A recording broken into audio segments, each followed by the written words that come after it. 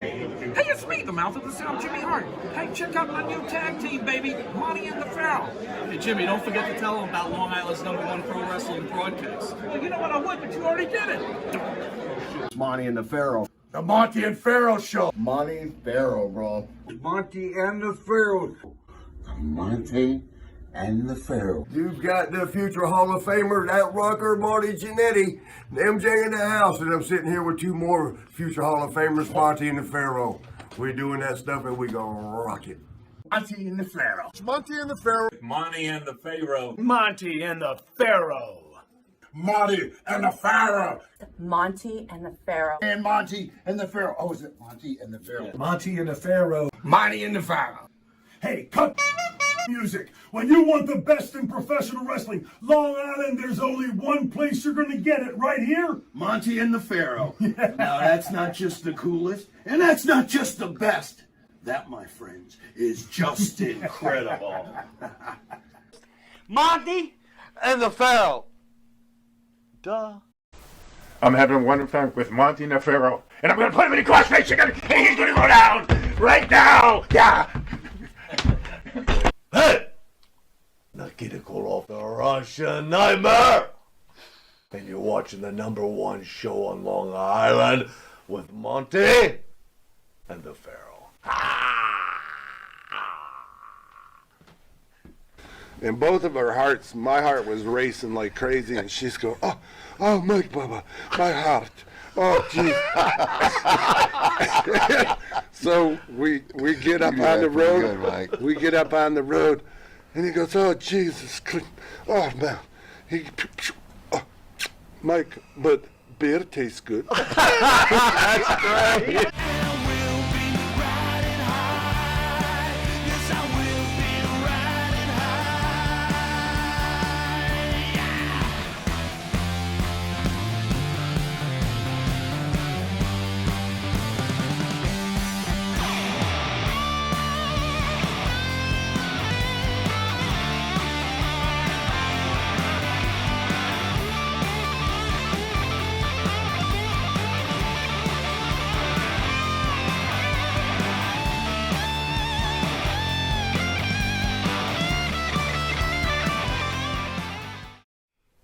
I didn't realize when I first started, the incredible amount of talent that I was being exposed to when I first started.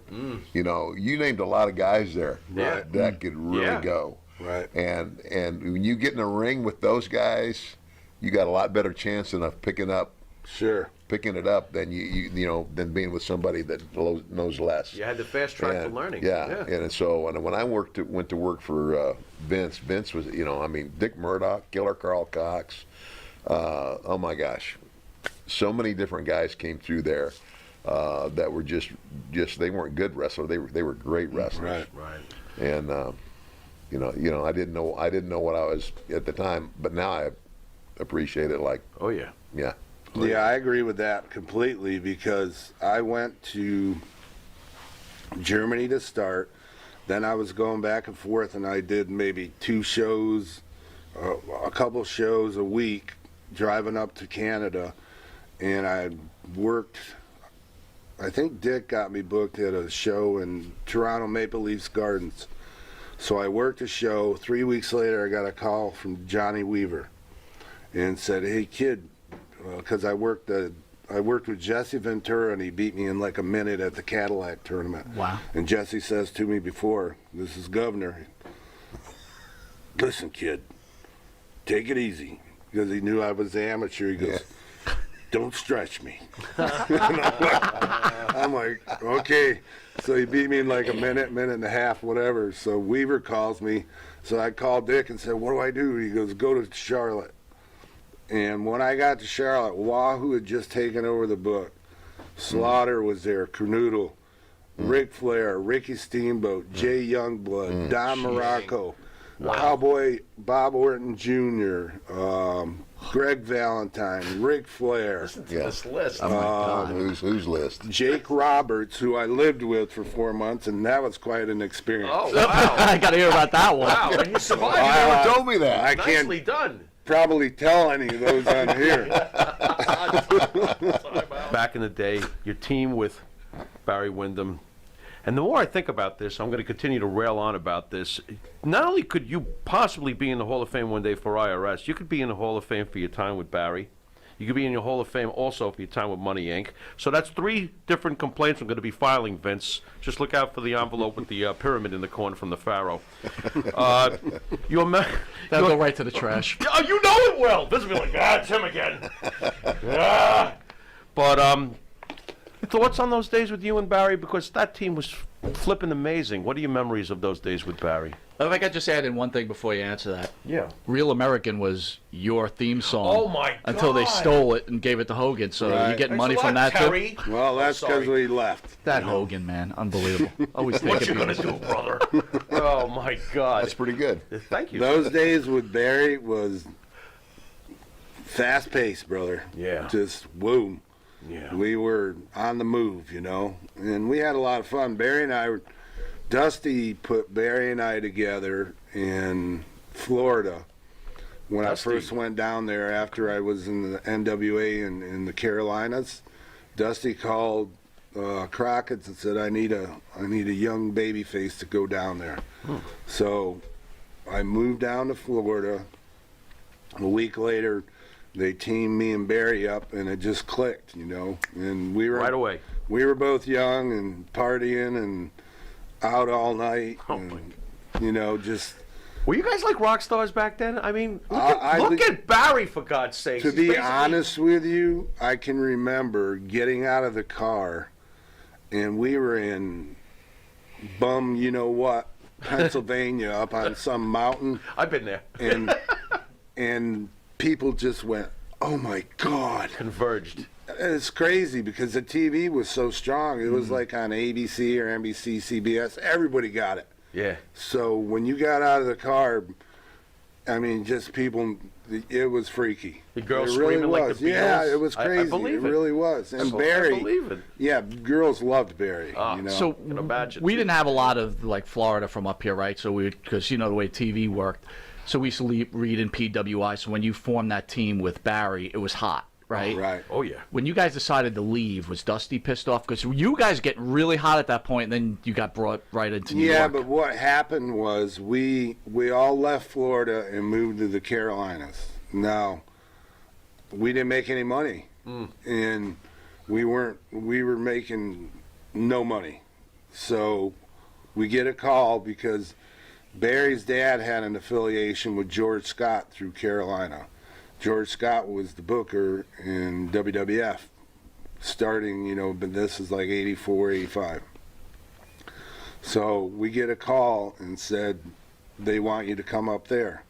I mean, we literally went from making $250 a week, $500 a week, to $5,000 a week. Hello. You know, and this is like. So when you called your wife and said, you know, I'm burnt Well, out I after wasn't you. married yet. Oh, okay, I was going to say. I met Barry's sister, Stephanie, came to visit Barry in Florida. She was just started working as a flight attendant for Delta, and she was living in Dallas. She never went back. 6 months later, we were married, which will be 36 years in October. Yeah, speaking of that, congratulations, by the way. Yeah. How'd you feel about that? Like, how did Barry feel, or how did Blackjack Mulligan feel about? Well, Barry was happy. His sister was marrying his best friend. Okay. That's cool. Blackjack, I called him up and said, "Hey, I want to take your daughter out." Well, I called him so he couldn't punch me. You know. Yeah, that's a good I idea. think that's pretty smart. Yeah, Long within- distance at first. Yeah, That's smart. but he appreciated that I didn't try to sneak around and Right. you know do it behind his back. Cool. So, and then when I called to tell him, I said, she called and said, "Daddy, we're getting married," and he goes, "Put Mike on the phone." Oh, boy. And he goes, "Are you sure?" That's funny. Okay. He goes, "You better put a payphone in." So, you know, That's awesome. the rest is history. Yeah. It sounds like it was smooth. 3 That's kids cool. later. So. Yeah. There you go. So, Ted, I was discussing with the Pharaoh before you guys were coming in earlier on the week, right?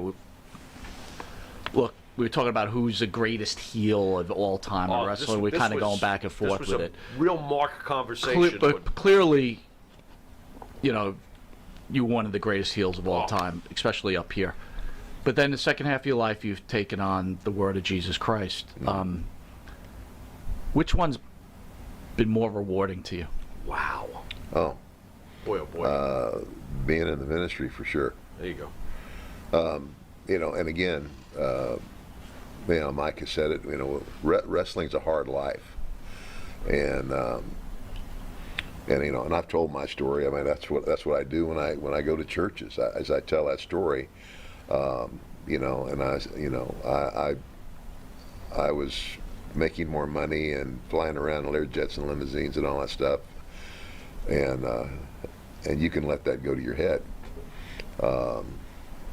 Wine, women, and song. And when my wife discovered that, I thought it was the end. I thought I have just blown the greatest thing in my life, and it also woke me up to just how selfish I was. I mean, my wife's at home raising our two boys, and then you know, I had a son from my previous marriage who also came to stay with us when he was 11. She's also raising him, and when I stopped to consider just, you know, what I had put at risk,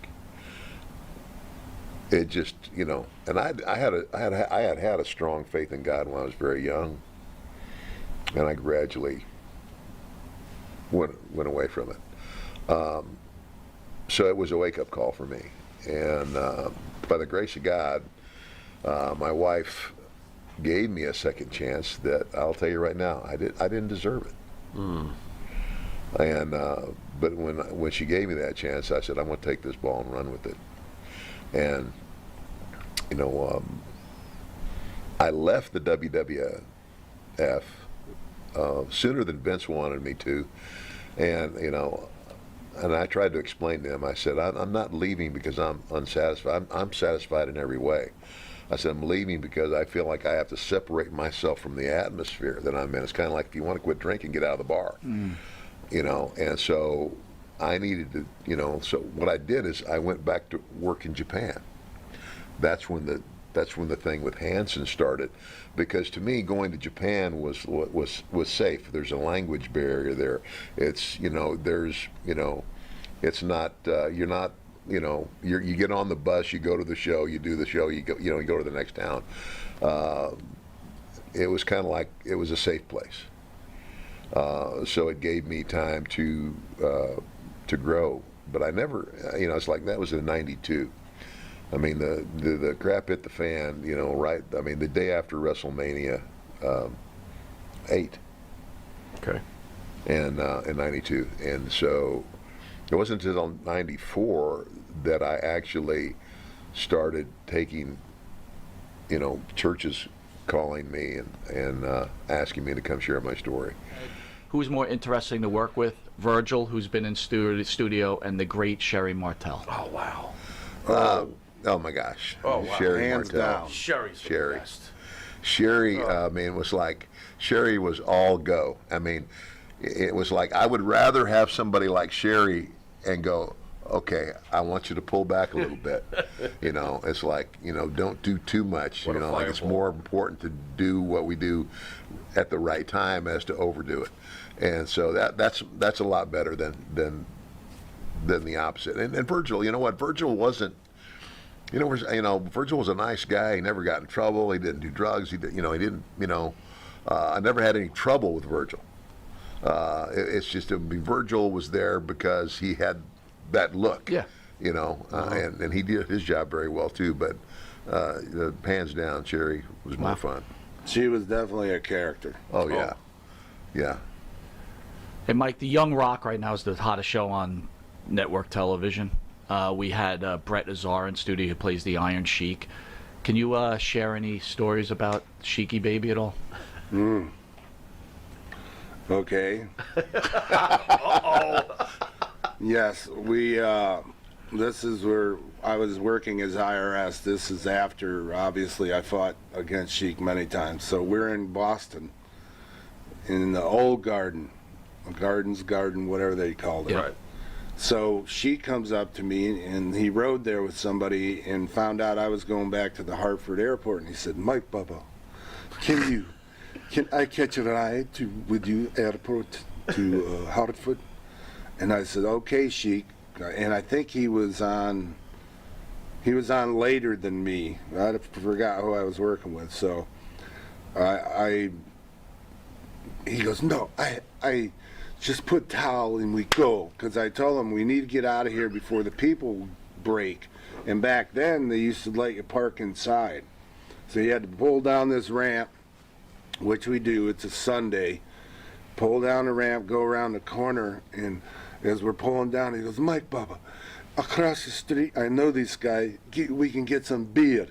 And I'm like, oh God, he's got his outfit on, his shoes, his pants, no shirt, a towel.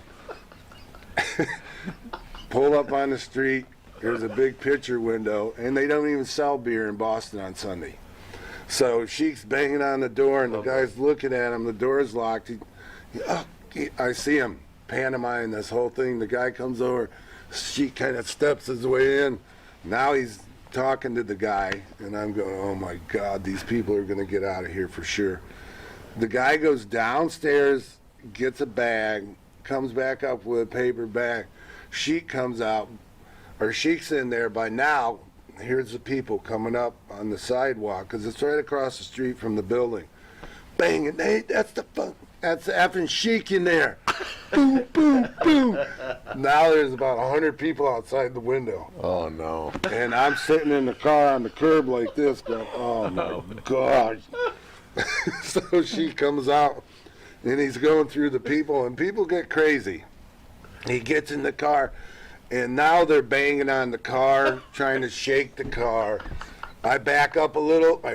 I went up on the sidewalk and blowing the horn, and some cops going, get out. And I cut back down and shoot off, and the highway entrance was right up near there. And both of our hearts, my heart was racing like crazy, and she's going, oh, Mike Bubba, my heart. Oh, geez. So we get up on the road. Good, we get up on the road, and he goes, oh, Jesus. Oh, man. Mike, but beer tastes good. That's great. I swear to God. Ted, you have been in countless huge matches. However, and this seems to be news to you, so we might as well fill you in, none bigger than the main event 1988, February 5th of 1988, from Market Square Arena in Indianapolis, Indiana. This was a live broadcast that drew a 15.2 rating, equating to 33 million viewers. Any recollections of that infamous particular night? Absolutely. Absolutely. That was basically the setup for WrestleMania 4. And it was the first time that professional wrestling had been on national network television since the 50s, is what by my understanding. And of course the main event was Andre the Giant versus Hulk Hogan, and I don't believe that they had no other matches since WrestleMania 3. Right. They hadn't been in the ring together. Right. And of course that was the main event, but the story was that I had purchased Andre's assistance, and that he was going to beat Hogan and sell me the title. And so, I didn't know till that night that Dave Hebner had a twin brother. I mean, neither did I. Serious? They kept the whole thing a secret till we got to the building. Wow. That is, you didn't even know. No, that is unbelievable. not until that night. That is unbelievable. Wait, so hold on. So the other guy did not work as a referee. The other Hebner never worked as a referee before. Well, he may have, but he had never. I honestly, that's incredible. Yeah. Vince had him in his basement. 1, 2, 3, count faster. You're not doing it right. Okay. This is going to be great. Wait till they see this guy. That's amazing to me that you didn't even know yourself. And then for 2 weeks, after that, I went everywhere, showed up, got in the ring with the belt. And then you defended that title, didn't you? One time there was 3 shows you brought the belt with you? Yes. I believe it was yeah. Dude, they can't take that off the record. That bothers me now. He was champion. He defended. Wait a minute, I want to understand I something. got a problem. Coronavirus, Sleepy Joe in office, and we're going to worry that Ted DiBiase doesn't get the props for being the WWF If your priorities are not in line, you can't be spiritually sound. I want that fixed. That's all there is to it. Terrific. So Please, now we God, got to fix get that. Thank you. We got to get IRS in the Hall of Fame, and, Yeah. and now Ted DiBiase has to get recognition for being a that WWF title reign. champion. Absolutely. He had to make his own belt. It's an outrage. Guys, in March we lost Jim Crockett Jr. now. We seem to be losing a lot of people. Man. You guys have worked the gamut. You've worked with some of the greatest promoters. Obviously, Bill Watts is high on our radar too, but I'll call them the big ones. All right, you've worked for Vern, Gagne, Crockett, McMahon Jr., and we'll call McMahon Sr. number 4. Oh man! Can you guys share your thoughts on the differences between those super promoters? Oh man, I never worked for Jimmy. I never worked Charlotte. Okay. But the other guy that I would put on that list is Bill Watts, because Mid-South was huge. And I think Bill ran the Superdome before any other local promotion ran a venue that size. Of course, he didn't. He never sold it out, but we did. I can't remember the crowds, but we did good big crowds. But Yep. Bill is Bill's a highly intelligent guy. I mean, he's incredibly intelligent. I still get emails from him, and we correspond today. And of course, Bill's also become a Christian. I told him a long time ago. I said, I wish you'd have been a Christian when I was working for you. He'd have paid you better and wouldn't make you drive you so far. Yeah, he'd have paid me better, and I wouldn't have had the miles. Oh my gosh, if I'd have been paid by the mile, I would be the $1 million man. You ain't kidding. So, but no, I had a world of respect for Bill, and again, Vince Jr. I mean, Vince Jr. revolutionized wrestling. I mean, when I first started seeing the show before I was part of it or anything, and some of the stuff was, some of that stuff, Cyndi Lauper and all that stuff, and I thought was kind of cartoonish, but what he was doing, he was trying to target a younger audience, kids. I mean, if you look back, obviously if you look at it from here looking back, it's genius. It's kind of like I tell everybody. I said, I put on a crazy outfit with dollar signs on it, but when I got in the ring, I didn't wrestle any different than I ever had. Right. And that was my thing, was that I still tried to make my matches as believable as possible, and the match was the story. It wasn't that the other stuff, the vignettes and all that stuff. I tried to make the wrestling the story. Well, you, in my opinion, 3 great sellers: yourself, Kurt Hennig, and Ric Flair. You guys could sell like no other, I thought, and enjoyable. Well, that's just it. I mean, and that's the whole thing. I mean, the sell job is the deal. If you don't sell well, then you don't get the big pop. You don't get the big explosion when the good guy comes back. It's odd to me, but you are really the pinnacle. They call it sports entertainment today. You, to me, are the pinnacle of the entertainment. Obviously, the character was incredibly entertaining, the $1 Million Man, but also you are, and I think this gets lost a little bit amongst us Marks. How you doing out there, Mark? It gets lost a little bit, the amazing technical wrestling you were capable of. You were a great technical wrestler. Do you think that today it's become too much entertainment and not enough sport? I do. Interesting. I do. I mean, maybe I'm just old school, and I know that. I know there's a lot of things that change, and I know there's a lot of things that I haven't, I haven't been around the company for a while. That there are causes for change that I'm aware of. I'm certain of that, but You know, even from fans that I talk to, like the guys like Mike and I who wrestled in the 80s and the early 90s. I hear it all the time. You guys are the last great era of wrestling. And because it was still about the wrestling. It wasn't about, you know, the blow up in the locker room or the story backstage or whatever. You know, it wasn't all the talk. It wasn't the soap opera drama. It was the match.